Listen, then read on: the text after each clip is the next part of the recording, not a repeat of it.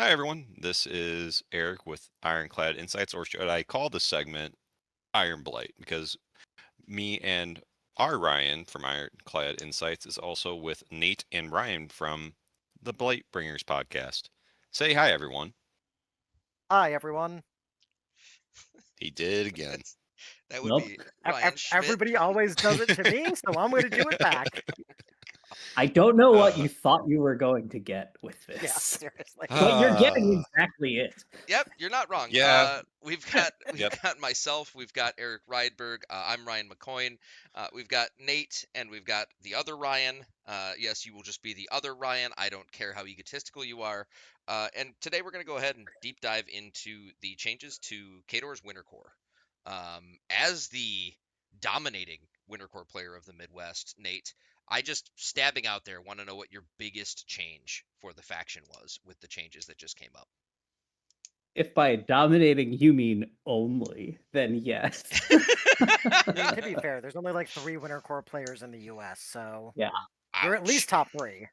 Ooh, oh boy. I think the biggest things for me are looking like every one of these casters has a reason to be looked at now. I don't know that you'll necessarily pick every single one of them, at least right now off the bat, but they all have a place where you could play them and a use where they could excel in a meta that we don't know how it exists. So I'd say caster changes and probably the Jack redo was much needed, and I'm really glad that Steamforge went ahead and did that because it just that was the root cause of so many problems with the faction. Mhm.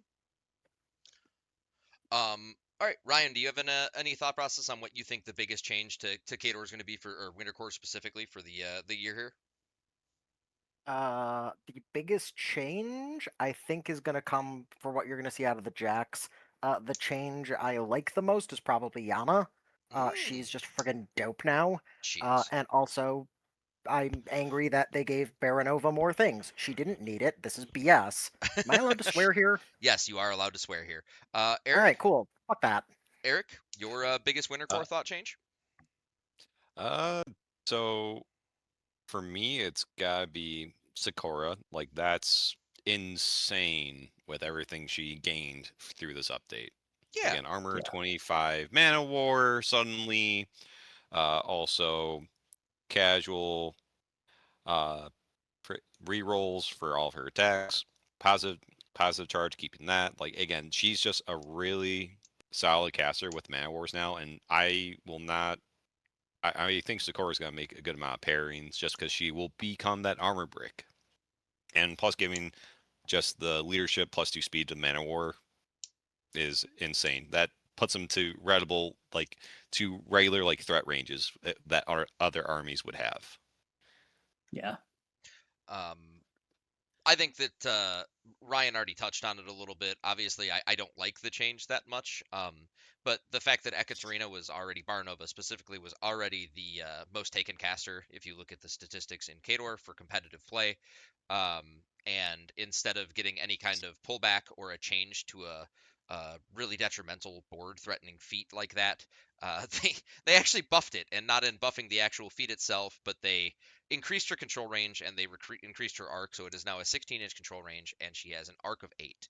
So they also decided in their infinite wisdom to go ahead and give her Tempest, which is one of the spells you were already racking like 9 out of 10 Yep. times if you had half a brain as a Yep. Baronova player. And then they were like, you know what, let's give her some more defenses. Let's give her Veil of Mists, because, let's just, a cloud in anywhere is good, right? I like that. And then Occultation, because why not? Um, she's I think that you could easily be seeing any of the three casters that these guys talked about in a pairing between Baranova, Sakura, and Yana. And to be perfectly fair, I think every one of the casters in this faction got better um, after the Yeah. change. Um, so the easy format to run through this real quick is I'm going to call a caster out. Anybody can just jump in immediately and talk about it. We'll start at the top and work our way down just to make it easy. So Barnova was the first one we talked about. Obviously, her feat didn't get changed, but they did increase the control and arc stats and then give her a couple really good spells. Nate, you want to kick it off? What do you think? Sure. So I will say, I think the change to Barnova, like her feat is one of the best features of her card. The other feature that I think you were taking her for before was the Rack 3 and the ability to access and kind of solve those problems by racking what you needed in any given matchup. For me, kind of standout spells that I pretty much took with her every game were, pardon me, Puissance and Superiority, both of which she no longer has access to.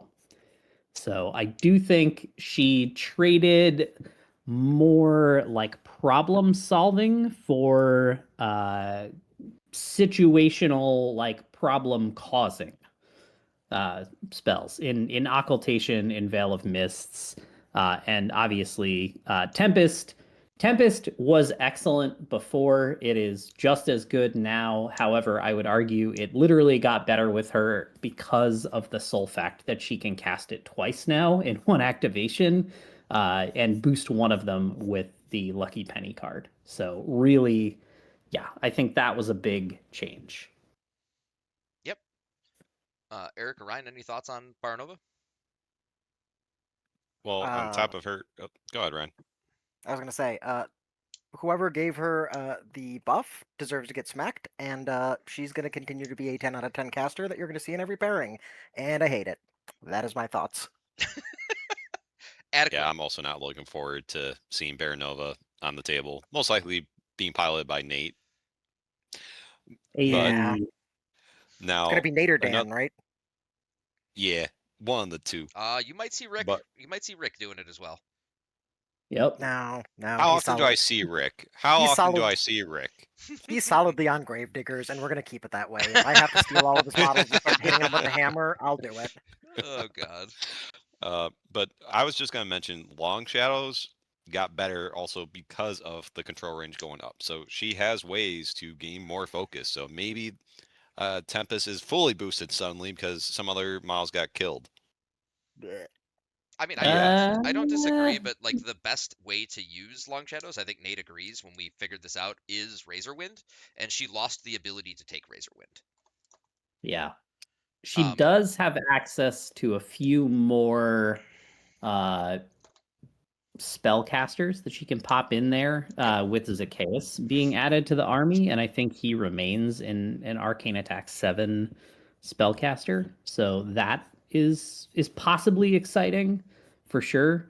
But like Alexia RFPs, so you don't get the focus, and then you're Volkova's Magic 6, Kroll or Karovnik is also Magic 7, so he still has the Razorwind.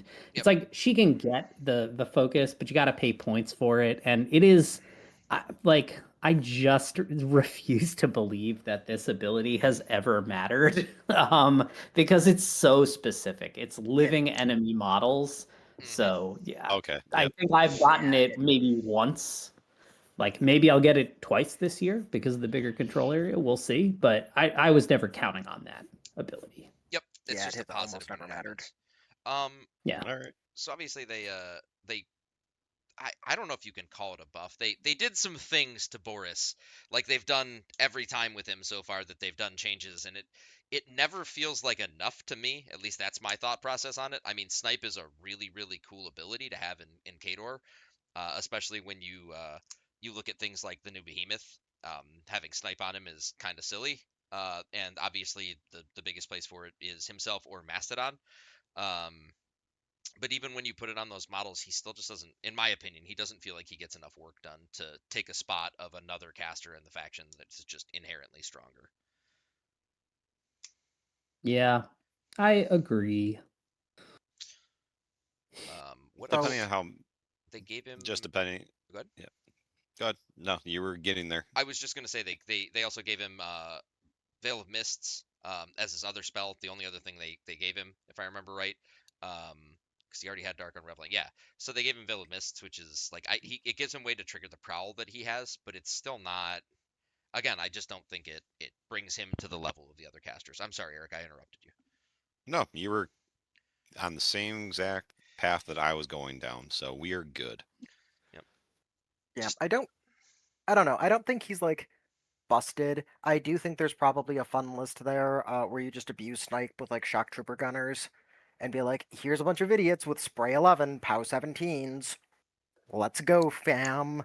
And do a bunch of dumb things by just it starts on one unit, he puts it on himself to pop some shots and stay safe, then throws it on another unit, dumps his entire stack to move Snipe around, but like I don't know. It feels like there might be something there that's going to be very assassination focused and very much I didn't realize that was a thing that could happen. Guess I just lose now. That's fair. I can I see that being will- a thing. Yeah, I will say I think the change that actually impacts him the most is the fact that he can now shoot Kruger before Kruger shoots him. Mm-hmm. That's fair. And that's a very big deal because before he theoretically could also do that, but it was much harder to manufacture. Like if Kruger didn't die, Boris was just dead. Mostly Yep. because he needed to spend, two for Dark Unraveling, one to shoot, one to cast gun. He needed to boost a couple times, maybe upkeep a spell, and then he was down to like a one cap. He's very assassinatable, and there's a game that I think he wants to play, and he just like his gun is not good enough for him to be Kara Sloan, and it doesn't have enough utility for like him, and his army support is not good enough for him to be like Jalam. And those are the two casters where I feel like he's kind of forever stuck in this like terrible limbo between those two styles of like raw output or like tricksy support, and he's like in the middle of both, and because of that he's like just kind of meh and a little disappointing. I do Mhm. like that he just went up to straight rate of fire too, though. That does help Yeah. him cast gun. It Yeah. does. I think that's enough about that terrible caster, and that's just my opinion. Moving on to the other caster. cool though. I'm sure the other caster that He'll I be feel cool like on the shelf. I think Yup. that if you could have like an NBA has like the most improved player award, I think Yana automatically wins the most improved caster award. Because in Mhm. Winter Korps specifically, I feel like she was basically a dead caster last year. At least when I tried to play her, I couldn't make it function. And with all of the changes to the faction and to just her in general right now, I think there's a legitimate case that she's either the strongest or the second strongest caster in the faction. Oh, interesting. Uh, I don't know. She I'm looks Got gonna- some very hot good to me. takes. I'm gonna disagree with you there a little bit. That's fair, Ryan. Yeah. You're welcome, brother. Give me the dissenting opinion. I also disagree, but I'm curious as to what Ryan is going to say, so I will So, let him go.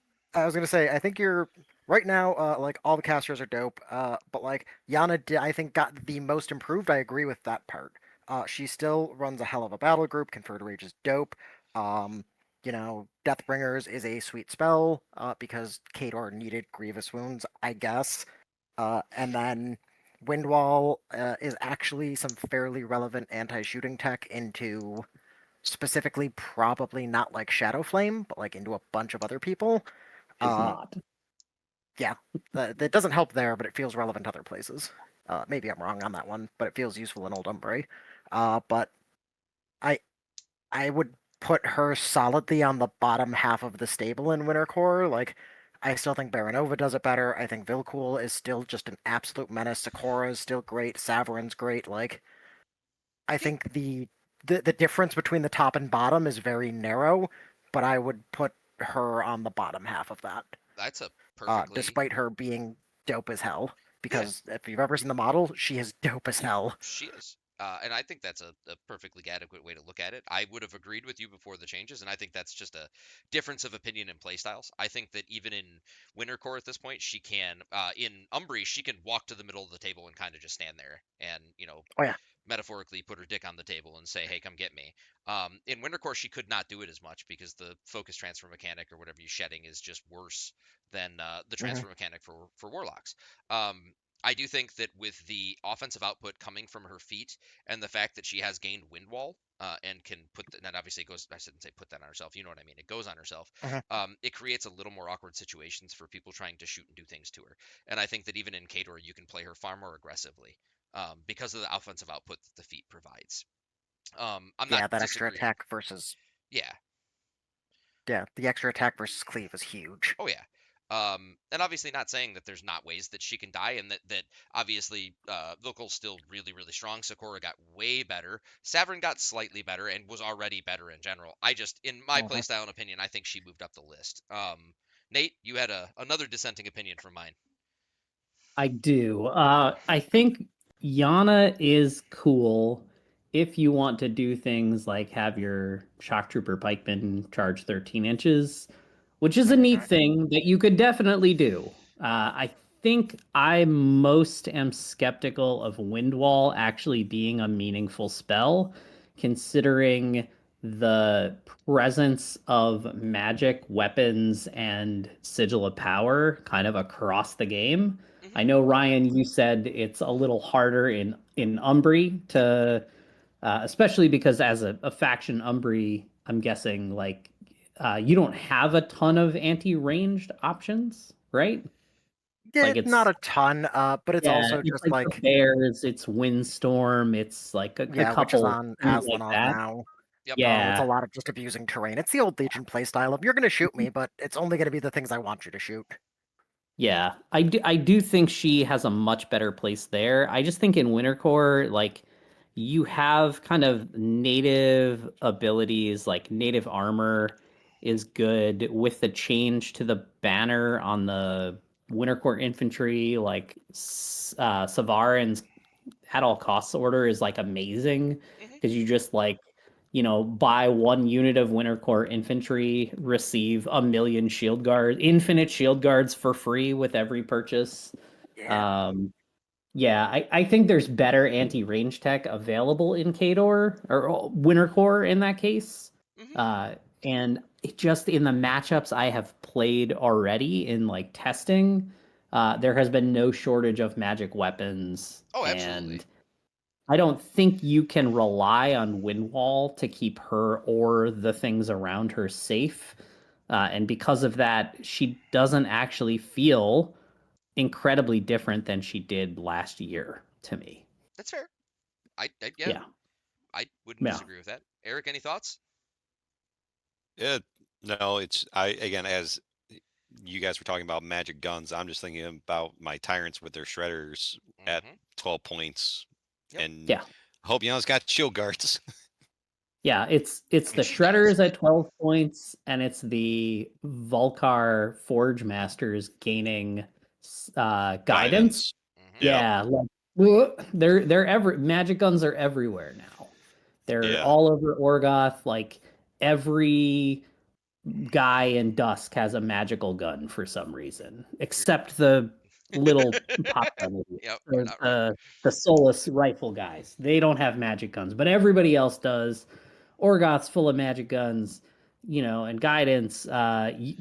She can't play the Winter Core Mirror, which I think, like, if your opponent brings a dedicated shooting list with one unit of Arcanists, like, she is hosed. Yeah, I mean, I'm not disagreeing. Yeah. Yeah, again, I don't like I said, I think that she got a huge improvement. I do think she's towards the top of the and again, it's my opinion, right? I think she's towards the top. I'm not saying she is the strongest, but I do think she's up towards the top. she did get better. No, she did get I better. mean, She got better. I don't think that's Yeah. arguable. So looking at Vilkul or Vilkul or however the hell you want to say her name, Vikel. Vikel. Oh, So that hurts me. I'm Nate. I'm just gonna let you run with this one because I have not tested this caster at all. With the changes, I don't know if she got better or worse. I'm throwing it to you. You tell me. I have not play tested her either. I do know that one spell that you frequently relied on to keep her control over the board was Avenging Force, and she lost access to that. Fog of War, Field Marshal Prowl, I think those two, it's chocolate and peanut butter, goes together real well. And I think you can build a pretty interesting list with her also, as she is the inheritor of the buff known as Superiority, whose restriction to small or to 50 millimeter base or smaller models has now been removed. So I think if you want to say run New Behemoth or a Mastodon, she is one of the coolest options to do so. With being able to stealth the Behemoth or give superiority to the Mastodon, like a speed 7 Mastodon is really scary. Yep. Yep. All in all, though, I think she still lacks the ability to she doesn't have any damage increases. So to me, I think she's like a scalpel and mobility type caster. Like she's got tricks, but not output. And her assassination is still potent. It's still good. It will still be something people watch out for sure. But I think she's probably about the same. I will say the following. She is so much fun to play. Like, I don't know that I've had more fun playing a caster in Mark IV than I've had playing her. Yep. I Yeah. I would agree with that sentiment. I think that she's incredibly fun to play. She brings back, we were talking about Sorcerer earlier. She brings back Sorcerer 2 vibes. Of just you now have to be worried about me coming 20 inches across the table.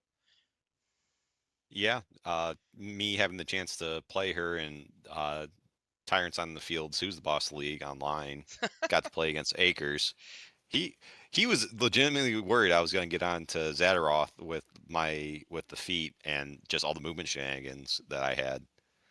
Like, she is fun to have that assassination in the back pocket at all times till you pop that feat. Similar Yep. to how Ryan plays his sorcerer list in 5th division. Always like, Ryan, why don't you feat? No, I'm saving it. God damn it. Like, I'm just walking on eggshells like, is he going to do it? Is he going to do it yet? Now, my feet is the sword of Damocles, and it will hang over you all game. Yes, it will. Yep. Obviously, Sakura, another caster that got huge changes. And I'm not saying unrecognizable from what she was before, but I think that she has a way bigger footprint now, again in the faction. And you guys are probably gonna tell me I'm sticking my foot in my mouth for saying that, but I think that she climbed the ranks of casters as well, and I think that she's also up near the top. Uh, Quick run through of Yeah. changes, right? She's got leadership for Man of Wars, so anybody that starts within 10 inches of her gets +2 speed. Man of War wise, excuse me, which is absolutely disgusting. She still has the unyielding feat with the rerolling of missed attack rolls, but she kept Avenging Force. She gained Dauntless Resolve, which for those of you that don't know is like just straight better Iron Flesh. It's +3 armor and tough. But it's it's just better. Whatever. It's more gooder. Yeah. Positive charge You obviously can't got put a it on Jack, but yes, it is. yeah. Yeah, warrior model unit. So you got I should have said specifically for infantry. I'm sorry, Nate. Oh, yeah. Positive charge obviously got a very slight nerf in the point cost going up, but it is still an amazing spell. And then she got what, Frostbite's the third one? Yeah. She got Frostbite, which I'm not sure how often you're gonna be casting, but it's a cool little spell. I'm not sure why we didn't just give her Razor Wind. I'm very confused on that actually. I guess they just wanted to reduce the range would be my assumption. What do you think, Ryan? Do you think she got way better or no? Ryan's a kid. Oh, I'm sorry. So Eric, what do you think? Did she get way better? Oh yeah, way better. Just Man of Wars are gonna be a terror with her now. Yep. Like, it's not even. And then you bring in Kroll, that gives them like the tough bubble, like to everyone else that didn't get Dauntless Resolve. Like, it's gonna be a nightmare for me. Yep. Nate, thoughts? Yeah. Kroll might finally be worth 5 points. Tough and vet leader in 10 inches. Pretty awesome. Oh yeah. I do think the biggest buff and like kind of boons to her are So that leadership is that is an insane improvement. Oh, yeah. I can't even desperate pacing one unit to nope, just everybody all the time passive. All you need is the one guy to the frontmost guy of the unit that you're gonna be moving with. He just has to be within 10 of her, which is pretty easy to do. Yep. And then the bigger thing, I think, and an important thing for her is they brought her in line with the other Man-O-War by giving her steady and sturdy. Yep. So whereas before I felt like her defense 13 was often kind of the downfall of her because she was so easy to knock down or drag out in the middle of the table, or she was easy to pick out on the table. She's you could drag her, you could slam her. She's and in a lot of Man-O-War heavy lists, it sucks because she's the only model that you can momentum, the only model you can drag. And you're please don't. And your opponent is just well, I don't really have a choice. So I think those changes are going to be enormously impactful to her. And I do think there is some secret sauce a brewing with her and Behemoth 2 that people are not exploring just yet, and it's tactical supremacy. So it's Behemoths being able to shoot all the time and then being armor 24 when you have to fight him with that feat. Plus, you throw him and a pile of Man-O-War in the list and you're cool. Here's a billion armor. There's a billion armor, and every one of these models can't be knocked down, can't be pushed. We're here. Do something about it. Do something about it. You're not gonna push us away. You're not gonna, all of those tricks are kind of unavailable. So I think she's really cool. And Dauntless Resolve is a big deal on her late game also, because if she gets up in the mix, 1322 is a heck steady, of a sturdy. stat. Yeah, it's disgusting. Yeah. I do think the secret sauce there, Nate, is that you're probably in almost every list at this point bringing a mechanic now, and so bringing a mechanic in this list obviously has huge returns for repairing. Just every Man-O-War is repairable, but the wonderful thing that I was screwing around with is bringing Alexia in this list, right? And you lose 1 or 2 Man-O-Wars, and you're just well, no, I'm gonna bring those back, and then just throw a quick repair out there on them, right? It's now you have to go through this, ARM 24 random unit of Man-O-Wars all over again. Yeah. So I think, like I said, I think that she sits in the meta very well. Obviously, there are answers to that. It's not the end-all, be-all. I don't think that you're getting a second Vargas or Hurusk feat in Sakura, but I do think that the speed increase from the leadership is huge. I agree with you that I think Kroll is now playable, not just for that, but because they did give him a buff that we'll get to in a minute. But I still think that you're kind of strapped into the fact that you're going to be taking a bunch of Man-O-Wars with her, which is, I don't want to say limiting, but that's what you're doing. And you're stuck taking a couple mercs because I think you're going to want, in my opinion, I think you're going to want Alexia, and you're always taking Karavnik with her. So it does 100%. restrict the points that you can and cannot put into the list. That's the only downside that I really see. So we've got Savrin is the last caster who, along with Vilkul, really didn't get a lot of changes to his character, but did get some cool ones. Disagree. Okay. I mean, obviously the change to kill order, Nate, you go ahead and tell him what it is, because I know you're excited about it. Yeah, so the kill order change is, I would say, kind of like a side grade. So it is finally restricted to friendly faction warrior models. It was me. I was the problem. I found all the loopholes and drove all the trucks through them, and then they closed them. Yes, you did. Yes, you could kill order a unit and then Kruger pop into the middle of them and be like, PAL 15, Kool-Aid Man, bam! He's there. It was dumb. So it's now restricted to friendly faction warrior models. It's just restricted to damage rolls against the chosen model unit. Fortunately, the distance restriction has been lifted, which I think really frees some of the pieces that you're going to be taking with him anyway that kind of want to play on a flank, such as the Bison. or the hounds, it really frees them up to be able to contribute to the fight without having to screw up your scenario positioning. Absolutely. That's a big part of it. I feel like he has the right stat line now for like new reduced lethality meta too. Like 15-16 is kind of like the perfect stat line. I do think that it is very good. I think that, when you talk about victim stats, he's right above that marker. Yeah. Obviously, some of the other stuff that got changed is he gained some different spells.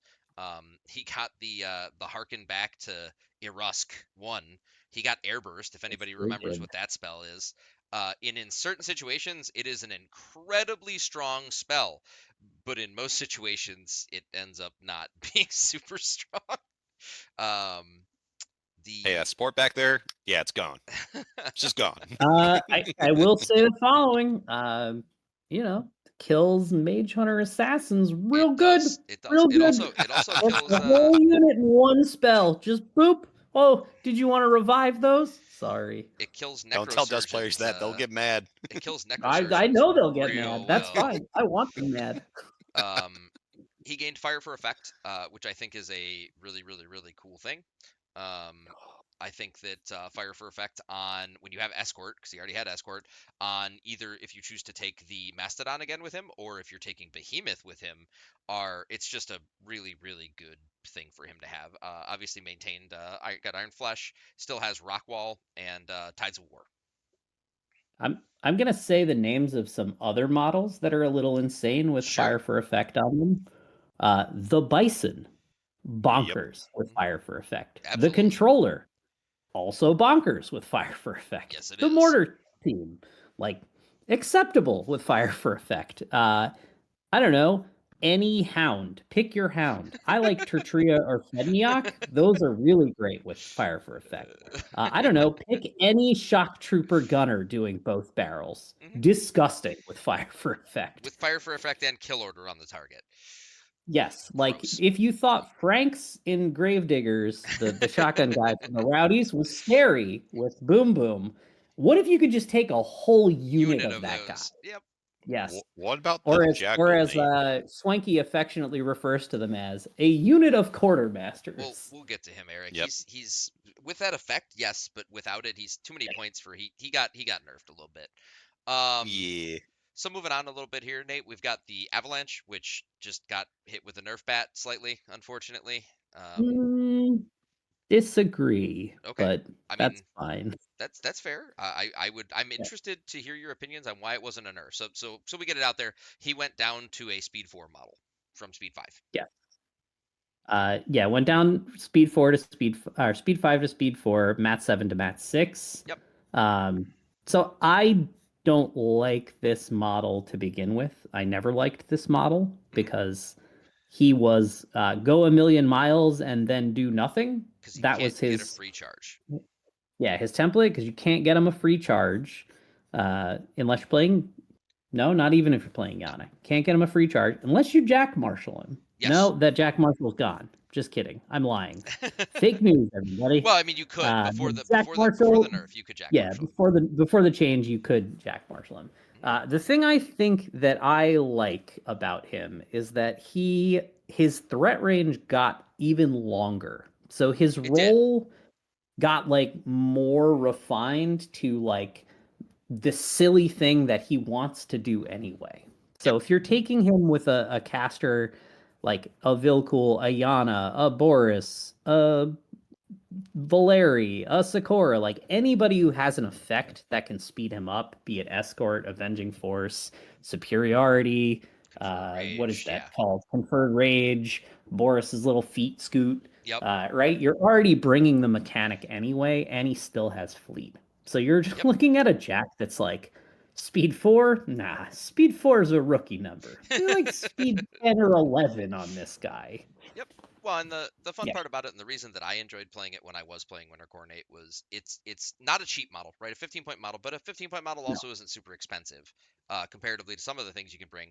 And once you do send him in, he is an absolute torpedo, right? You have to admit the fact that he's gone, but he's not just gone. You do definitely have to deal with that model, and that is an armor 22 34 box model armor, or 34 box Yes. model sitting in the middle of your army that possibly killed something that, or at least slammed it through some other things that were what it was probably going to help kill it.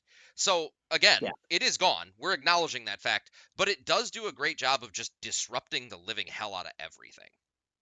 Yes. And you are not wrong. It did definitely get faster because of the faction changes. But on its own, the model did technically receive a nerf. Yes. We are not going to talk about Behemoth 2 here because that is in a separate video. I apologize. Nate, if you want to say just something cool about him, you go ahead, but I'm not going to walk through the stats on him. I mean, he's already pre-ordered, so we'll have fun when he comes out. So I really like what they did with the Direwolf, Nate. And before we go into all the things they did, part of the reason that I stopped playing Winter Korps and didn't pick it as my Mark IV faction over a year ago was in the original January changes. If you remember from over a year ago now, before that last January nerf, we had a Direwolf that was 9 points, that was a 1-inch hammer, a shield, and a shield guard head. And I brought 4 of them with Bar Nova, and that was my list. They were so good. And then they nerfed it, and it was only 1 point, but when you just take a list that you have 4 of them and you just lose 4 points, it's hard to manufacture 4 points out of a tight list. Yeah. So the things that they did to the Direwolf, obviously, I believe they did drop it a mat, right? It was mat 7, or was it mat 6 always? I don't remember. No, it was always mat 6. Always they mat dropped 6, it a right. rat. They dropped it a rat. That's right. It's now rat 4. That was the change to it. But they did give you an option now for an accuracy head. Give comments on as we go, guys. I don't think you're taking the accuracy head very often. It's just +1 rat for 1 point. It is takeable, but I don't think for 1 point. If you have, then this was one of the few jacks where you have a variety of options for two arms with guns. Yep. Like, I don't know. Maybe you want it, maybe you don't. That's what I'm saying. I'm not saying it's untakeable, but the other options that we'll get to in a minute are very good. Yes. Obviously, he's got an evasive head now, or he always had. Did he have the evasive head? I don't remember if he had. Yes, he had the evasive head and the shield guard head. Yep, they stayed the same. They both just went down to 0 free. points. Yeah. Yep, so it's effectively free. You can either choose evasive or shield guard, and they are just free options, which having a shield guard head for free, now that we've mentioned it, is my favorite thing. That's so good. Yeah. They did also give him a Righteous Vengeance head. Part of this is leaning into the Avenging Force going away on a lot of the faction models and being adjusted around it, was giving you a 1 point option for a Righteous Vengeance head is incredibly good, and I think very, very underrated with some of the people I've been talking to. Yeah, I agree. It's if you missed Avenging Force, you can just have it for 1 point. Yep. Yeah. Most of the rest of the things, I believe, stayed pretty much the same. There were some point adjustments for the rest of the things. Outside of the Flame Fist is the one I want to mention, Nate, because it's now a flamethrower as well as the open fist, and it gives the model immune to fire, or I'm sorry, resistance fire. I apologize. But the other thing that I really... It always had the flamethrower and the fist together. Yep. It just the didn't have flare and the resistance fire is like incredible for a cheap arm on this heavy. Like there are so many fire typed guns in this game, and like I think the flare is also a bigger effect. I mean, I know it's only spray 6, but I think that having flare on a really cheap option just as a utility tool is actually incredible. Yes. Hard agree. Yep. They did increase the cost of the shield, unfortunately, but I think that's a correct change because it does give girded to models based base with it, or that's just the rule. But I still think that the main jack that I would be taking for like a support model in this situation is just going to continue to be the Shield Guard Plow Shield X version of the model, which means that most likely you're running a 9-point model. Or I'm sorry, a 10 point. Excuse me, a 10 point. It'll be 10 points. Yeah, I'm sorry, yeah, 10-point model. Yeah, the babysitter. Yep. Yeah, the babysitter Direwolf, as I called it last year, it's the same thing. It got no more expensive. It got no less expensive. Yep. I'd also want to call out the heavy chain gun. The volume of volley fire change and the points drop on that thing, actually pretty cool. So you can strap one of those on for your left arm. You can throw a cannon on for your right arm, and you throw the accuracy head on this bad boy, and you got a Jack that has a range 12, POW 15, like with beatback and crit knockdown, and then For has 11 D3 plus points. 1 range 10 Yep. volley fire, so boosted against warriors shots, and that's like all the time available. Yep. And for 11 points, like that's a pretty good, that's a pretty good Jack in my yeah. opinion. I don't disagree with Yeah. that at all. Keeping going on, there were some big changes to the the Great Bear as well. Excuse me. He did go down a mat. Unfortunately, he's no longer mat 7. He is mat 6. They changed the head so that now we have a 2-point aggressive head. So you can get a free charge with a Great Bear now. They have You could before. Oh, you could. I'm sorry. I'm Yeah, again, that and remember, the I haven't played for Repo a year. head and the Slammer head. Slammer All head the were always heads there. stayed Yep. the same except for the magic Yep. head. So Yeah. they changed it to Mage Ward, which is well within 6 inches of this model. Friendly models gain magic resistance. The magic resistance is the new rule that Jamie teased at the Lock and Load keynote speech. That when this model is targeted by an arcane attack roll, you roll 1 additional die, and they discard the highest of each die roll. So signs importance for specifically magic effects well within 6 inches of that model, which I think that your babysitting Direwolf you talked about, Nate, is now there's also the possibility of like a gun/babysitting Great Bear. It's a Great Bear with the heavy cannon, a blasting fist, and the Mage Ward head, and it's 11 points. Yep. It's so good. Yeah. Yep. 11 points of 10, 20, 34 box. Just deal with me. Yeah. Yeah. I don't think there's a whole lot. I mean, they did adjust some of the points on the other stuff. Eric, do you have any thoughts on the specifically? I think the big change is the Mage Ward head. Are you concerned about that at all?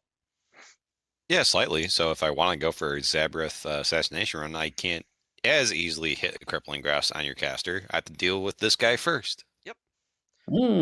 Or I'm a huge fan of this model, not in isolation, but in conjunction with the number of models that we have access to in this army that like have roadblock or oh god, Savarin's Rockwall, or like, oh, do you want to cast a spell on my Mage Warded Great Bear? Well, now he's def 14. What about that? Like, oh, okay. I think you could also build a couple, like I think you throw a couple of the, like one of these guys is in every list I think you build, because there's just no, like, even just to babysit your caster, like it's cheap. You can put any other arms on it and it really doesn't impede the function of the Jack all that much. And it's just like an extra failure point for your opponent to have to consider. Well, and how do you ever get mad at a range 12 POW 16 momentum gun? Boostable. Like, never. I could never. Yeah. So keeping it going, looking at the Mastodon, a couple small changes to the Mastodon. I say small, couple decent changes to the Mastodon. The Mastodon, its Great Axe lost cleave, which is a big deal. So it's now just a flat effect. So it's just a range 3 POW 24. The Chain Axe does still have the crit shred. So I'm kind of confused why you would ever take the Great Axe at this point. Oh, it's one higher POW, right? I'm sorry, it's POW 24. If you want POW 24. One higher POW. Yeah. Yep. I'm sorry. Yeah, it was a non-choice before, right? Because cleave is not a weapon limited effect. It's an effect on the model. Yep. So you could like punch a guy with your fist, kill him, and then get a free axe attack. Yep. Yeah, at POW 24, like probably a little too good. Yeah. They reduced the range of the heavy mortar, which is just part of the lethality nerf in the game. It's now range 14 instead of range 16. They're just reducing the range of a lot of things. The grinder got reduced to a range 8, which is more in line with older Khador stuff, because there is a weapon called a grinder from an old Khador, and it was range 8. And then the heavy cannon, they nerfed it last year, and everybody was just taking mostly deep freezers, and they decided to make the heavy cannons a point cheaper now, which I think actually is a decently big deal, and I think that you're going to see a few of them nowadays if you see Mastodons. Yeah, I think you probably will. Yeah, it's so affordable now. Like, it's not. I always felt like that you could really see the difference between the Gen 1 and Gen 2 Colossals, where like you look at the Mastodon, you look at the Maelstrom, and then you look at the like Trichimerics and the Phantasm, and you're like, these are not same. These are not they are same, but not same. Yeah, they're very not same. Yep. Yeah, very different models, and the like design philosophy in them, you could tell was like radically different. But I do like I actually kind of like the mortar range decrease, if I'm being honest, because then you can just have 3. Like, then it's no longer this, like, oh, I'm in range of the one gun, but not the other gun, whatever. Like, now you just have 3 big AoEs at range 14. And this thing will just carpet bomb your opponent all game long. And it's going to do it for a reasonably affordable points cost too. I Yep. think you can get one of these for like 29. 33-ish Well, I mean, points you can with get a all the cheap one 3. for 29. Yeah, you can get it. Yeah, up to, all the 3 AoEs, or if you want to drop if you want to drop one of the deep freezers to a heavy cannon or both, like you can drop down the cost of this thing to like, I don't know, 29, 31 Yep. points depending on which head you take. And it's still, I think, with Vilcool in particular, like I do think the ability to just have superiority on this thing makes it a table-wide menace, like a 13-inch Mat 8 Colossal at POW 23. Like that's pretty scary. It You is. know? Yeah. Range kills anything it goes into. No, as long as it it hits. legitimately does kill pretty much anything it goes Yeah. into. So we've got a Medvedista, and this was an argument that I just recently had with one of our local Khador players about whether this was a nerf or a buff. And I understand that going to speed 4 again is scary, but again, you're getting just a flat +2 speed buff in faction that you're bringing on a model every time. So it's really not a 2 speed nerf. It's not a speed nerf at all. It's a buff. The point cost going to 17 sucks. Losing a Mat sucks. But let's just add Righteous Vengeance and Beat Back to the model because let's Yep. just I don't understand how people don't see this as a huge buff for Medvedista. Yeah. I just think that there's Hard not enough agree. love. There's not enough love for Beat Back. And just having Righteous Vengeance on a model is just terrifying. And one So of the few still with chain attack. Oh, and yeah. like hand of vengeance, particularly good, impactful, cool rule. Righteous vengeance, like sure this model went to speed 4, but like if your It didn't opponent kills really. a sniper, you like still has shield guard. Like you can still do the classic like, oh, did you shoot a guy? Like, whoops, I'm gonna shield guard it. Oh no, there's a sniper next to Medveditsa. Oh no. Like So, whoops. a neat thing I'm reading with Hand Vengeance, unlike other abilities in the game that gave melee +2 to attack and +2 damage, a lot of them lost the +2 to attack. Yeah. Medvedista Still kept has it it. still. Hand of Vengeance kept Mat it. Mat 9. dude. She is Let's basically, go. if you kill a model within 5 inches of her, she is going to come get you, and it's gonna be ugly. I believe she takes it personally. She does. Yes. And so in playtest, before the release came out, we were screwing around with I was screwing around with the Khador list, and I was playing Yana because I really do enjoy Yana, and I got to send Medvedista. I think it was like 17 inches across the table with beatbacks.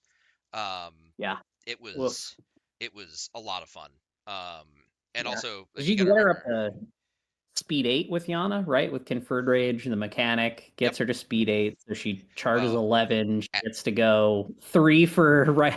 There was another end of effect game. that I can't talk about on the video, Nate, that also gave another +2 speed. So Oh no. yeah. Oh, is it the one? Is it the Yes. one I'm thinking of? Yes, it Was is the there a one you're week where thinking they of. had both? Yes, there That was. is insanity. There Why was. would you do this? They shouldn't have. But yeah. Yes. So yeah, she was speed 10 for a short period of time. And that, yeah, whatever. But I think we agree. Eric, does this model scare you now? Because I think it should. It always has scared me. The problem is now I have to be more cautious of it. Because now it just has Avenging Force for free. Yep.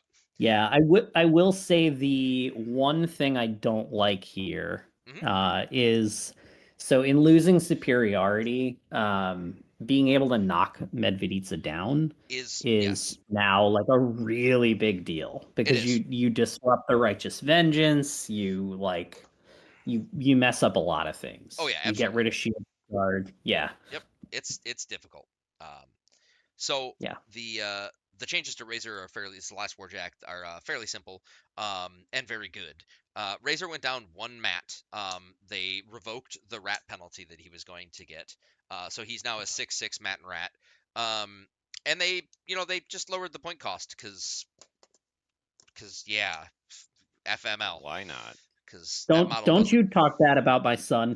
I You listen here. hate you so. You're like one of the only people playing this model, and you play it so well. And I don't understand when I'm like, why are you not playing Razor? What the Umbri players? I get they have a million good models, but dear God, the combo of Vilkul and Razor for the same points was like, what are we doing? How are you? What Yeah. is going on with your brains? And whatever. Momentum gun? Momentum gun. We know what it does. I mean, it's just that model is very, very good, and it got better because of that. Yeah. I'm looking forward to Nate beating me to death with it multiple times this year. The only changes I'm to not. the bombers, specifically to the bomber and the raider, are that they no longer have Skyladder. It's only one of them had Skyladder, but you know what I mean. They no longer have Skyladder. That's everybody. Lazarenko. Nobody was playing that model in Khador last year except for me and Dan and Rick, and Yep. that was it. Oh, and Schwenky too. And Dan. Those Dan. were Yeah, Dan and those Dan. were terrors. They were. Yes. I hated them so much. Hey, guess what? They're one of back. them still in there Yes, right now. They're still They're back, baby. Yep. Lazarenko got a mat debuff, and did they follow through with the other shit? Yeah, they did. He loses crit stagger, and it is now crit knockdown. But he does have now brutal. crit Shelf Boy. Yep, he does have brutal damage still. I mean, he's good. He's just not for 4 points. I think, and this was something we brought up, was maybe, and it was too late because everything was locked in. Maybe it should have been a point reduction, like as a 3-point model. Yeah. Maybe he's takeable at that point. I agree.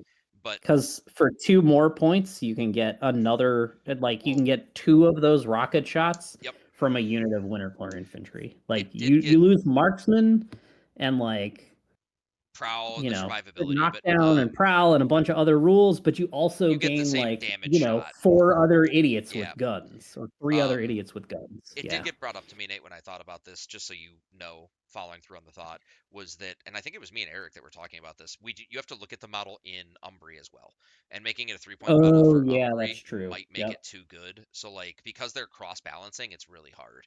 So I give them credit on this one. I don't think he was super playable before anyway. I still don't think he's super playable now, even less so most likely. That's come at us in the comments if you want to, if you disagree. I'm not saying he's bad. I just, for 4 points, it's very hard to want to take that model. I think the other thing to consider, right, is all of those cadres stay at 30 points. So where do you where does the extra point come from? Point somewhere, when you're like, nerfing the hounds, nerfing like Razor a little bit. You know, it feels bad to keep all those models like either more expensive or the same cost and have them lose abilities. Yeah, absolutely. Yeah. The Bison, Nate, you've been talking a lot about it. I am a big fan of the point cost change, but I'm very concerned at its limited range output now. And when I say output, I mean the range that it can shoot things. I'm going to run through it real quick, just like I have been. It went down to Mat 5. It's still a cav charge, and you're generally charging with this model. So the Mat 5 versus Mat 6 doesn't, in my mind, change much because you're still getting 3 dice on it. But it did get reduced to range 12 and speed 6. And again, it did drop a point cost, so it's 9 points now, which is huge. But you're basically getting a 3 range reduction on the model because of the speed loss and the range reduction, obviously. The POW stayed the same, which is really, really good. It still has roadblock. It's still steady sturdy. It still has repo. It's repairable, blah, blah, blah, blah, blah. It's got everything. But it did, like I said, it did definitely lose some ranged output because of the range that it has to sit at now. Does that make it less playable for you, Nate, or no? No, I'm actually more excited to take it because to me it's the Bison. It is so weird to have a model where you're like, the greatest strength of this model is the fact that it can't hit anything. Yep. You're not one, and especially when you're looking at it with what you talked about earlier. I think with Savrin, this model is disgusting now. Oh my god! Because Savrin's just like, I'm gonna sit behind this model now and put my rock wall where I want to put my rock wall. Like, it's so good. There's There's more fun you can have with clothes on, but not much more than having a fire for effects bison. Whoa! We're talking about clothes going off. What are we talking? What's going on in here? You said with your clothes on, Eric. So All Oh, right, I guess I was hearing what I wanted to hear. Yes.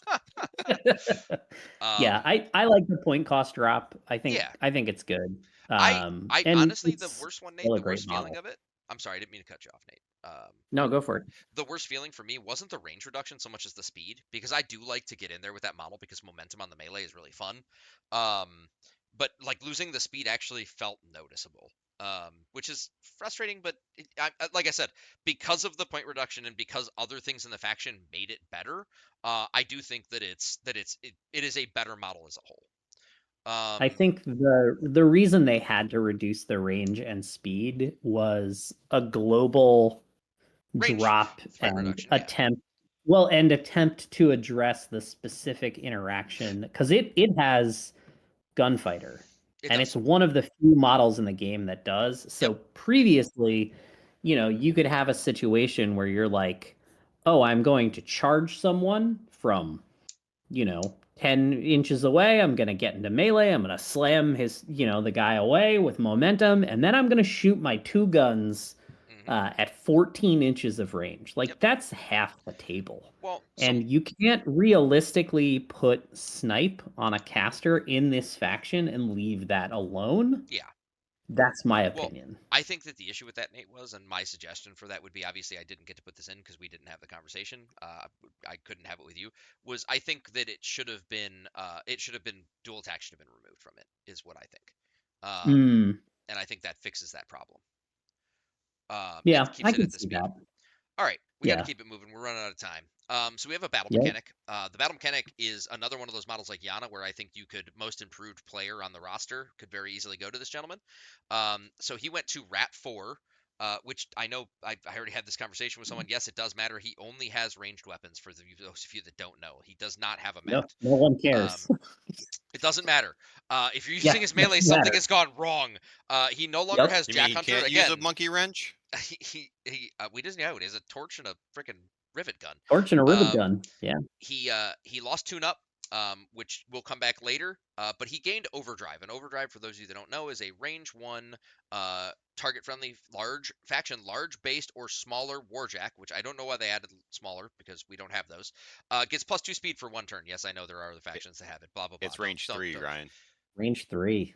They changed that? It's very silly. They did. Yeah. Okay. It was range 1 for the entire time I was playtesting. I apologize.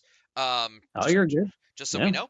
But there was always the joke that ran through is large base or smaller warjack, because I think Winter Korps is the only one that has this right now, and we don't have smaller dudes. He did still maintain the repair effect that he had before, which is D3+2. His guns are great repair. Yeah. His guns are basically the same, just no more Jack Hunter. But again, for a 2-point model, if you're bringing multiple warjacks that are melee threading, you're most likely bringing 2 of these. This model is silly at this point. He got way better. He is you build 98-point Winter Korps lists now, because he's the first 2. Auto include. He's like it's the really Winter Korps 95-point Winter Korps lists. Because it's him and the Winter Korps officer high-fiving their way into every list. I think moving on to the next one, I think that there's a lot of the argument that could be made for this model as well. He was better before, but he's still pretty good. He's obviously more niche. I am talking about the controller. He is more niche than the model we just talked about. But the controller did go down in Mat and Rat, so he is now Mat 5, Rat 5. He gained the tune-up effect that the mechanic lost. He also gained a even better repair than the mechanic has, which is a D3+3. And he did not. They didn't change that. Okay. So there was a change with his gun, and it's not there anymore. So my brain is not functioning properly on that. But he did gain a really cool effect, and the really cool effect, the reason that I think you're going to take him in some lists, is he has a mini feat, and his mini feat allows you to fabricate a defense. So one time in the middle of the game, you can place a defense within 1 inch of this model. That does not mean completely within, because you couldn't do that with walls, but it is within 1 inch of this model. So you just randomly pick a defense that you want, and you place it within 1 inch of this model. There are some really awkward things you can do with this. And what I mean by that is you can have this model alive on like turn 5, and then just randomly mini feed a wall in the middle of the game. And I know that doesn't sound that bad, but trust me, it's horrendously awkward for your opponent to figure out what to do later in the game with that wall. Yeah. Yep. Also, doesn't have the restrictions of placing defenses like in the start of the game. No, it does not. It's within 1 inch of him Mm. wherever it is. So he can get to an objective, So- and it doesn't also can be placed within anywhere of the objective. So he can get to an objective and just say wall. It doesn't matter. My favorite is that he can place a powder keg and then throw throw it or do the demolition action with it I was immediately. getting there, Nate. Because he has an open fist. Yeah. I was getting there because they'd already got asked, why do some models have open fists? And that is the reason right there, guys, because of that. My man is a built-in sapper. So keeping going, did they do anything with Magzev other than the Mat and Rat? I don't think so. Volkova just got Mat and Rat ranged. Yeah. The Yep. mortar team, did their range stick around? They getting got reduced? suppressing fire. They got suppressing Oh, that's fire. right. They got some. Yeah. Oh my god. So their mat went down to 4. Their rat went down to 5. And they added suppressing fire. The rat kind of needed to change. Most of the mortar teams are lower. Suppressing fire, for those of you that don't know, is a warrior model / unit hit by the attack made by this model. This activation suffer -2 rat for 1 round. So you guys know and understand, it's specifically a warrior model, but it says hit specifically. I have checked to make sure. I know that you're all going to laugh at me and think that I'm dumb. If you miss the attack, the model that you targeted is still hit by the effect, and therefore not the model, Ryan. The unit. Yeah, I'm sorry. Is hit by the effect. I was more thinking for solos, but yes, the model unit does still suffer the -2 rat. So just missing with this is incredible. I think that the mortar team went from I don't know that I mean, if you had 2 random points other than Nate cheating in a tournament, I don't think anyone really ever took mortars. Pocket motor. Here we go. Now I think there's a legitimate argument that if you have 2 points and you're like, I don't know what to bring. Oh God, maybe I'm worried about, this dusk matchup. The archers are scary. Well, now they're rat 5. I was thinking the exact same thing. And I just picked something now out of the that. archers and the void engine. Yeah. -2 rat. AoE 3, like model unit effect on AoE 3. This might good. be insane. On a model that can the aim only thing consistently. that makes it not crazy is rat 5. Yep. So so we've got we're gonna keep it going. We've got Sergeant Kroll. I think that Sergeant Kroll, Nate mentioned it earlier in the episode, that got some changes that make him pretty good. And it's not just what we talked about. He did get leadership mana war. So mana wars just gained tough within 10 of him. We knew that one, right? But he also gained veteran leader, which is within 10 of this model, other family mana war models gain +1 to attack roll, so +1 to hit. That is not limited to melee. Just for the record, it's suppressors too.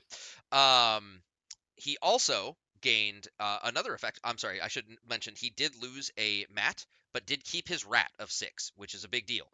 Yeah. And the reason that he lost Jack Hunter, for those of you that noticed, he did lose Jack Hunter, but he gained brutal damage on his grenade pods.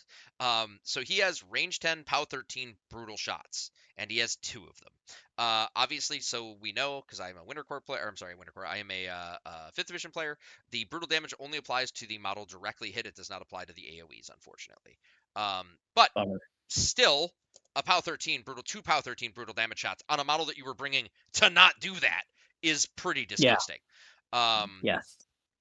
And I can tell you that I have used Kroll multiple times to shoot grenades at Eric, and I've killed Axers and friggin' what are they called? Your weird gravedigger duders, whatever they are.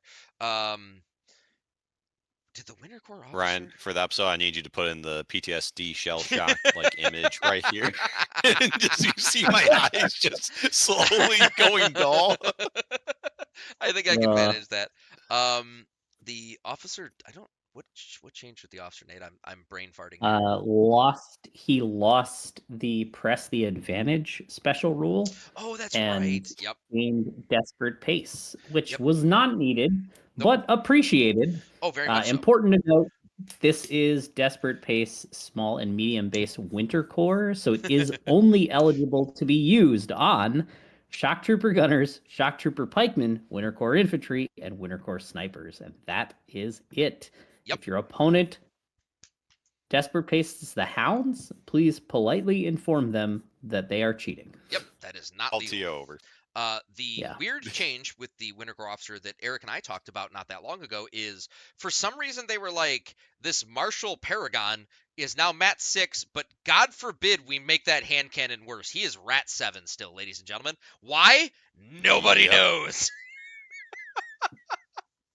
I Hey, wish He's I the yes, could tell as you. you he's the only Winter Korps guy who knows how to shoot stuff. Yep. I was He's real gonna good. go. He's pistoling the deserters. Like that's why he got so good. He's like the commissar in 40K. Yes. Yes. So for random solo stuff that changed in models that got added for mercenaries, we talked about Alexia getting added earlier. The only crazy thing with Alexia that changed is She was she's there. now Yeah. she's now, I'm sorry, she got added to other factions. But she is now 8 boxes, which does make a difference. You guys get Gorman, who is interesting. I don't really know that he's super playable.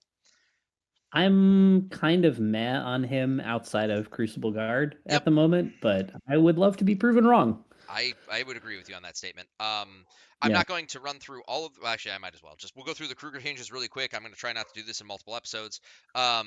Kruger got lost Ashen Veil, which means that he's -2 defense across the board, so he is just now strictly 15 defense by himself.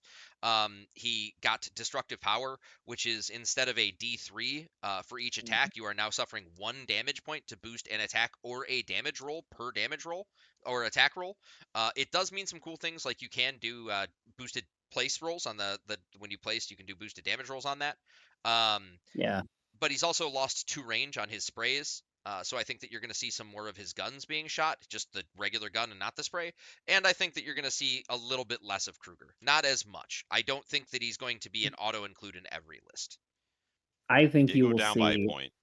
much he did. less of Kruger, Yep. judging by the experience I've had playing Kruger the last 2 times I played him, where he was killed by a CRA from 2 Strike Reavers. Yep. And I don't remember what got him the other time, but it was probably it was a commando bazooka from Nice. Gravediggers. Yeah. He too many semi-accurate POW 14s. The loss of Ashen Veil basically makes him killable with like a Not much. flare, a 2-man CRA, like not much. Yep. And I was trying to play him conservatively too. I was doing the Eruption of Ash shots with him, but I just think for like now, if you look at this faction and you say 6 points is like your necessary support package of mechanic and officer plus a point to something else, like I just think there's honestly better options in Winter Korps now. Yep. Yeah. Also, Nate, you deserve those Kruger kills because of what you did to me at Dragonfall. That's true. That man I deserve. lived. Yeah. He lived through a unit of Nashers not hitting 8s, all 6 of them, and just guys, and then okay. and then Kill Order teleported into like 2 units of Nashers, and I think like 4 of them died from his. Yep. Yeah. I need the PTSD again right here. It was not okay. That was maybe the best Kruger activation I have ever had. PTSD. Yeah. So you guys got Zacchaeus added. I do think that adds an interesting effect, and I do think you're going to see some Zacchaeus in Winter Korps armies. I think that I agree. I think that Breathtaker is a really, really, really strong effect. Winter Storm is an interesting effect that does create issues. I've run into that myself. And Zacchaeus, just as a whole, having Horror Frost at an AAT7, we talked about it with Baranova, might be something that you see just for funs, for poops and laughs. The Hounds. The Hounds went through a bunch of changes in playtest for us, and I'm making sure I look at the actual correct changes. So they did. They removed. They lost Inspiration is the big one for them. So instead of reducing their mat or rat, they just lost Inspiration as a whole. They also lost, like most units in the game, actually all units in the game lost Inspiration. That's not an effect that exists anymore. But like most guys in the game, the units that had granted abilities for each other, not all of them, but the vast majority of them lost the granted effect, and now it is a just effect on all of the models. So Prowl and Repo are just on the models as a whole.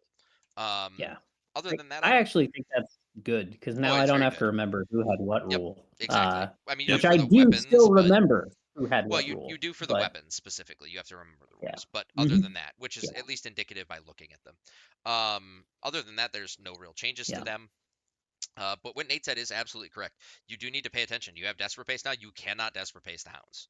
I don't think the Burrito Boys got any kind of change. Oh no, they went to AAT4, right? Yep. Yeah, They went down. It's Yep. fine. Um, I think our grudge match, what was that? Scavarus Barnova game Yep. would have been very different I had they been very AAT4 at that very time. different. Those models in Yes. multiple games killed Banes, and I think needing 8s, you're gonna hit a lot less of them. Yeah. But it kind of is what it is at that point. Mhm. The suppressors went down to Mat 5. And I think that's the only real change that they got. Obviously, the changes for them are The all on only change other. to them. Yep, the only change for them was the buffs that they got from other places. The Wrecking Crew got some really cool changes, and I'll die on this hill. I don't care what anybody says. This is a huge buff for these guys. Not just the other effects I agree. they got buffed in general. So these guys did Yeah. unfortunately go down to Mat 6, which sucks because I think that they're an elite infantry unit, and if they're elite, they should be 7s. But that's just my thought process. They gained ram piston instead of, I'm sorry, they on the ram piston, excuse me, gained ram piston. On the ram piston, they cut crit smite and just gave them the star attack ability smite, which is incredible. Obviously, Let's go bowling. yep, having to, you can ask Eric, he plays Tempest to Sailors. They are incredibly strong. Having the ability with Mana Wars to just say, okay, I don't really need that second POW 14. Let me just charge and smite you is obnoxiously strong. Go ahead. Can I ask Eric a question? Eric, would Yes. Tempest to Sailors excite you more if you had the spell Rockwall? Oh my god, yes. That's so to slam a good. guy into? We got it. Need to manufacture a man. defense to slam a guy into? Controllers got it. Oh no. Yep. Yeah. We can do that in the 2v2 tournament, and definitely don't have a partner yet. That'd be the whole shtick. No. Akers and I are cooking up some truly heinous, degenerate stuff for that. Of course. Oh god, surprises of me course. That literally tracks. not at all for Akers. For you, Yeah. it surprises me, Nate. So Nate Oh, and no. Nate and I have been having a discussion since Nate picked up Winter Korps, and my biggest gripe with the entire faction was that I played Winter Korps I'm sorry, 5th Division back in the day, and I still do to this day. But one of my favorite units was Iron Fang Pikemen, and they recreated them in Shock Trooper Pikemen, and they just made them worse. I will die on that hill that they are just they were not good. The CRA combo thing was cool, but they were speed 5 boxes of just we died to fucking grunts. They died to anything. And they had some interesting play with them. You know, Yana made them a little faster, but we had conversations about what they needed to do to fix them, and they finally hit some of those on the head. They gave them the speed boost in the Desperate Pace option that you're going to bring in every list. They finally fixed they lowered the mat, which is fine. That's just a regular thing in the game. They upped the cost, but for giving them 2 of the buffs that we wanted, they only increased it by 1. So they're an 8-point unit now.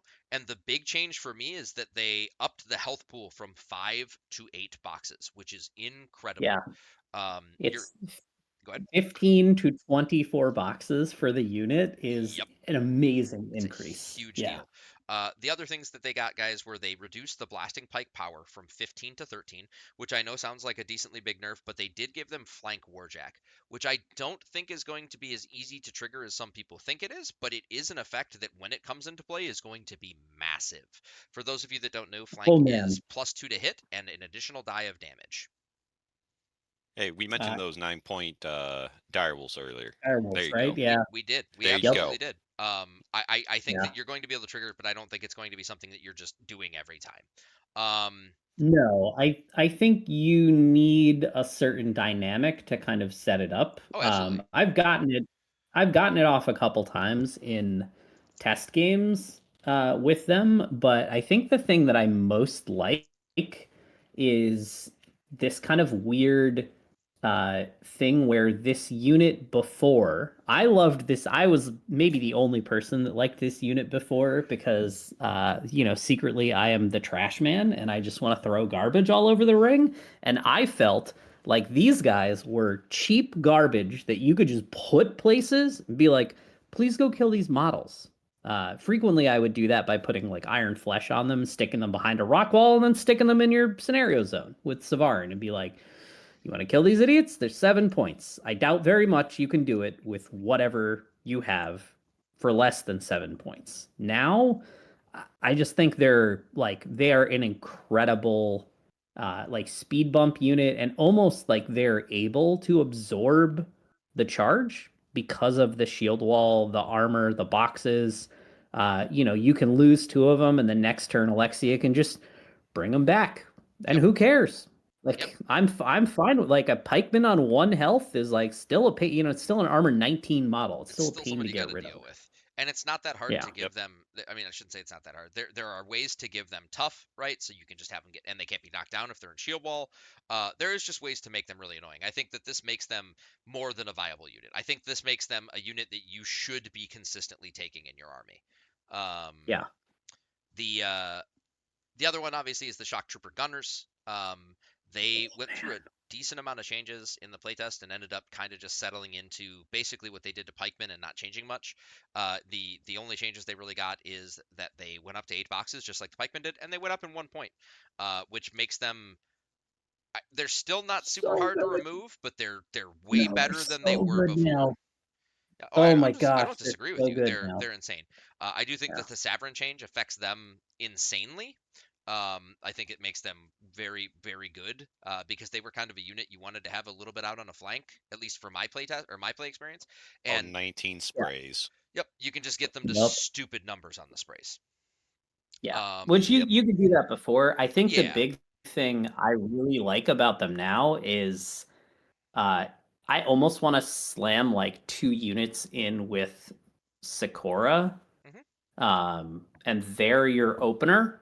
Like, hello, here are my Desperate Pace Gunners. They walk into your army and they have rerolls and they're going to shoot you 12 times. Yep. Or, however many times are needed, and maybe one of those units is wearing Dauntless Resolve, and then all of a sudden your opponent's like, oh, I have to fight these idiots in melee, and they're armored 21. Or like the unbuffed unit is like armor 18, or even just late game with Dauntless Resolve, armor 19. And with Repo, they're a unit where it's difficult to kill all of them in one go. And that, I think, is I actually will go on a weird limb here and say I think reposition is probably the single like most underrated rule for Mark IV units. Being able to reposition is the difference between your unit all dying at once and being able to like trickle them slowly into scenario zones or like have a reasonable revive plan for them over the course of the game. Yeah. So I think this is such a good change. Yeah. Getting to my absolute favorite change, I'm guessing one of Nate's favorite changes, and Eric's still crying about this, is I'm going to talk about Winter Korps infantry, who did get a nerf in general for their offensive output, I will say, because just like almost every combined arms unit in the game, they did lose access to having their autogun, which is the gunner. His autocannon no longer is able to participate in CRAs because it has lone gunman. So the volume fire gun is just the volume fire gun. Now that they also gained, the grenade porter gained take up. So you can take up all of the weapon attachments at this point. And this is going to come into effect because when you add the standard no longer has inspiration on him. He no longer has rise on him. He has take up like he did before. So all of the weapon attachments and the standard have take up. And he has this new rule called Human Wave, which, god damn, is it thematic, and I love the choice of words. And it reads, during your maintenance phase, return all destroyed grunts in this unit to play.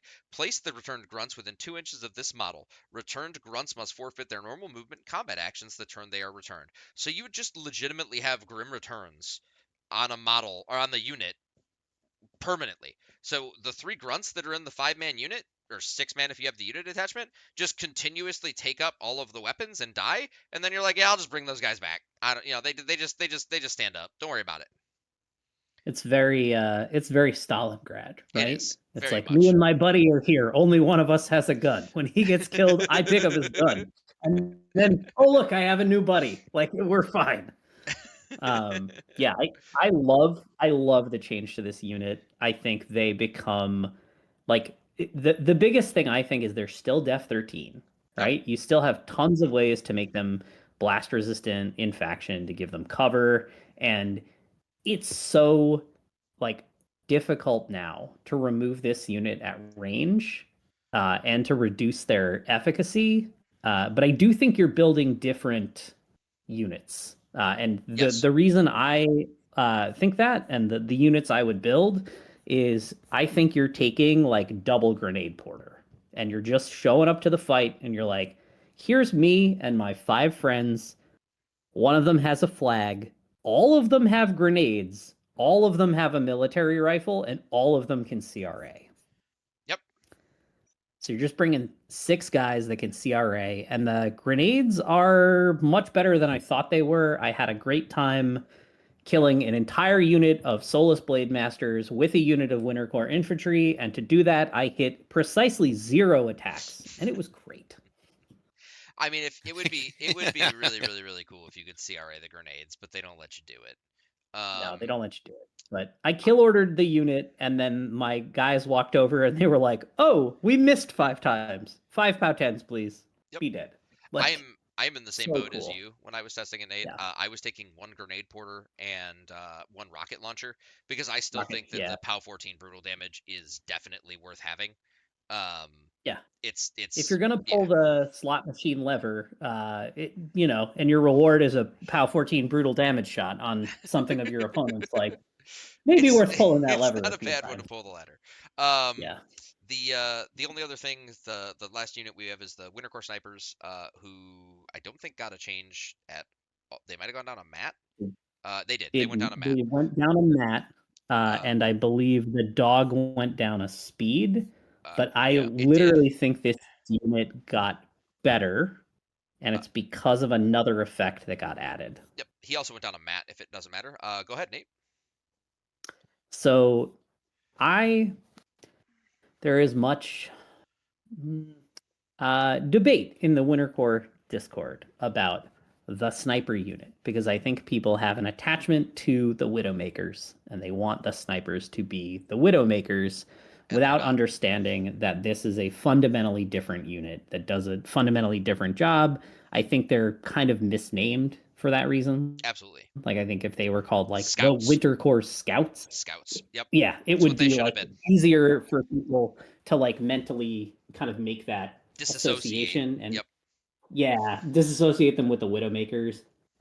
They are, because of reposition 3 and the way that unit placement works, to me, this unit over the course of a game typically does something like contest the opponent's objectives, give me an avenging force trigger at the cost of my opponent, basically asking your opponent this question of like, do you want this scenario point or do you want my jacks to get faster? Pick, you have to pick. And if you want the scenario point, like there is a consequence for it. They triggered Medveditsa's Hand of Vengeance all the time. And on the turn that you need it, they deliver the hunting dog, which has Mark the Target. They still do all of these things, but now they have desperate pace, so they do them from further away. Yep.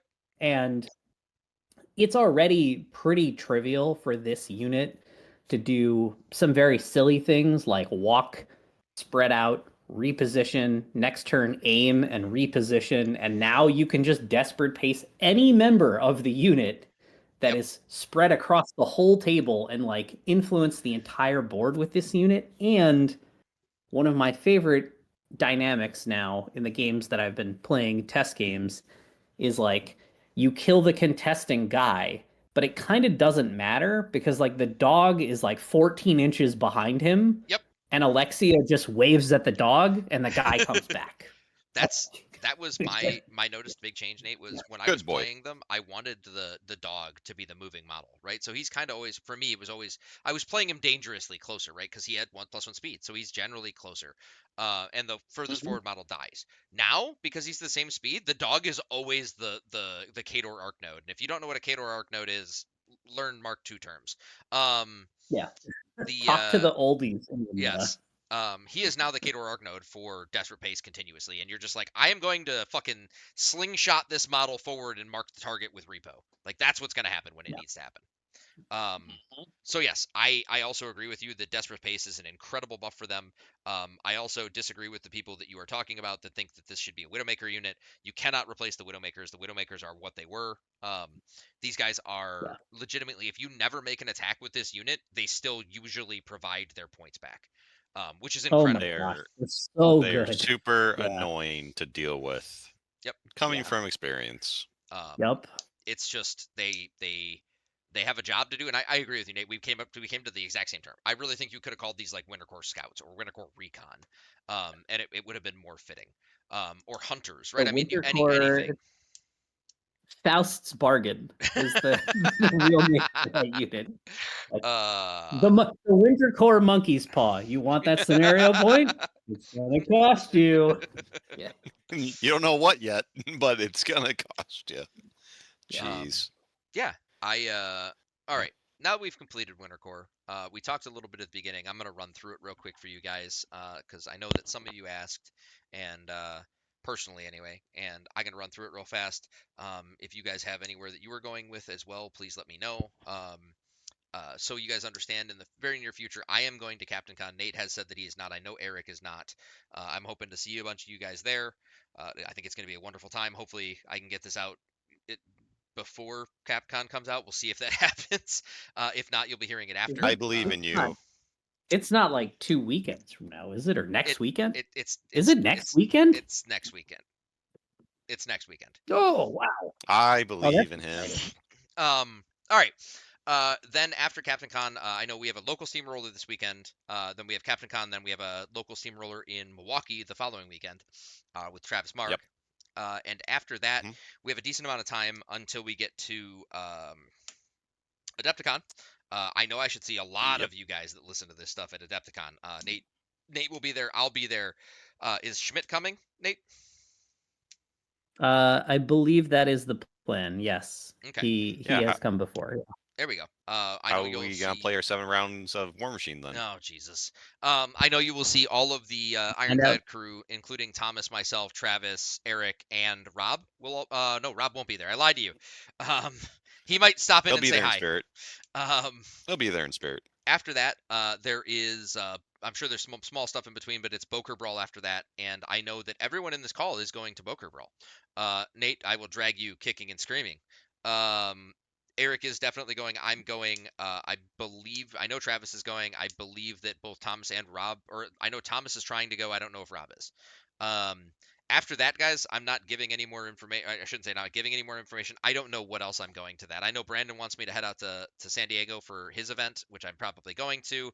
And other than that, there's Clearwater, Riverfront, Rocky Mountain that I'm probably heading to. There's a billion of them. Yep. Yeah. And probably more that are coming up that we don't even know about yet. Yep. Yeah, it's gonna be a good year for War Machine events. And they just put out the WTC stuff. I know that I have applied, and I am very hopeful that I at least get considered, maybe even as an alternate this year, to possibly go next year. It's something I'm very intrigued about, and super excited. I know, Nate, you're on the committee, which is super exciting for you. And obviously, I would assume I am not on the committee. I thought you were on WTC committee, not US team, but like WTC in general. No. I'm crazy. I thought I saw your name on there. I'm dumb, Nate. I apologize. Retcon the living hell out of that. No, you're all good. Insert foot into mouth. But I know you and I had talked, Nate, and you did tell me you were not applying this year, I believe. Was that the statement correct? Correct. Okay. Yeah, I this year I'm gonna have to take a step away from that particular competition and kind of focus more on some local stuff. I'm really looking to build my local scene. We just kicked off our Journeyman League yesterday. It was like the first day of games. Nice. Everybody's posting their painted models. I'm so excited. Really, really pumped. And we are having our first event this same weekend as Captain Con. We're doing a big charity raffle tournament in St. Louis, and all the proceeds are going to go to the North City. For a lot of people, I don't know how many people know this. Last year in March, North St. Louis was hit by like an EF5, I think, tornado, just a giant tornado with terrible consequences. There are still a ton of people up there who their homes need repair. They're like, there were power outages for like weeks and months afterwards. Like the whole place is still a mess. Like you drive up there, there's still like trees down everywhere. Oh my. And so any of the money we raise is going to go to tornado relief up in North St. Louis. So if anybody is able to attend and wants to, come play in the event, that's cool. We'll have some bounties where you can score raffle tickets by getting the bounty. You can also buy raffle tickets. And we'll have a host of cool products and gift cards and other things to raffle off cool swag and one Ted Drew's gift card. So if you like coming to St. Louis and you want to get your frozen custard on, come on down. Additionally, if you'd like to enter the raffles from afar, message me on Discord. I'm Captain Ninja Pants on Discord. We can work something out. The money is going to a really good cause. So thank you all for allowing me to just take over and pimp my event right here on your podcast. Nate, I anytime you want to do it, brother. Anytime, especially it's for charity. We always want to hear it. I think I speak for all of us in saying that if it wasn't Captain Con Nate, I would definitely be driving over. I apologize that I will not be able to make that event. You're all good. I'm also going to throw in a shameless plug, guys, and I am trying to set it up for the end of July. We are going to be doing, it's either going to be the end of July or the first weekend in August. I'm going to be running a event that I hope turns into a convention to rival Boker Brawl and Siege in Chicago, because I feel like now that Adepticon is not in Chicago anymore, that Chicago needs a major event. I'm going to do it close to O'Hare Airport, and for this year alone, it'll be a one-day IGQ. Hopefully in future years, I'm going to turn it into a 5-man team tournament event as well, so it will be a 3-day con. Like I said, I live very close to O'Hare Airport, which is one of the largest airports in the United States.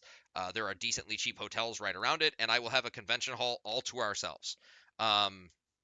If it's something that you can attend or make it to, that would be wonderful. This year it's obviously going to be small, but you can get to come see myself. I think Nate's probably going to make the trip up for that because Chicago's not super far for him. Travis and those guys will come down, and we'll most likely get the Michigan guys too. So that's my last plug, guys. I would really like to make that event work. So if you guys can come on out, I will get the dates up and then we'll get it going. As far as everything else goes, guys, I'm Ryan. I'm with Ironclad Insights. I have Eric myself with Ironclad Insights, and I've got Nate with Blightbringers. Unfortunately, Ryan had to leave. He's also with Blightbringers, and it has been a wonderful pleasure talking with you guys this evening. Yeah, absolutely. Looking forward to seeing some of you hopefully soon. I'm coming up for that Wisconsin qualifier on the 7th, so if y'all will be there, I will see you. All right, guys. Have a wonderful evening. Cool. Yeah.